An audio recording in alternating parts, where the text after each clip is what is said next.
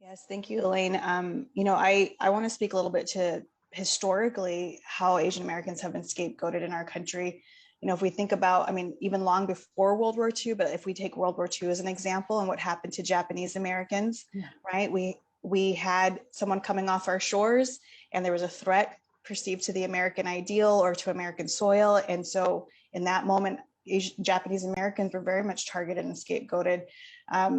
At 9/11, and I can speak to that personally. In Mesa, Arizona, Balbir Singh Sodhi was one of the first men that were shot in the hate series of hate crimes after 9/11 towards Arabs, Sikhs, and Muslims. And he actually was down the street from where we lived in Mesa, Arizona. He owned a gas station. And he was planting a garden actually when the folks came in and they shot him and killed him.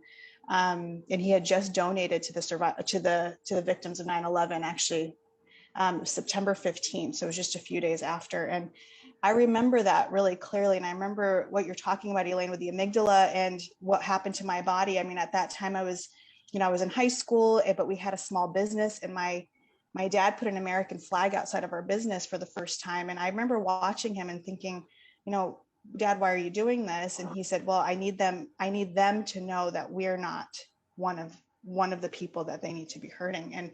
And I remember being really struck by that. And as again, with the brain and the body, my family was hyper vigilant for quite some time, going to the same grocery stores and neighborhoods that we would typically go to. It just did not seem the same.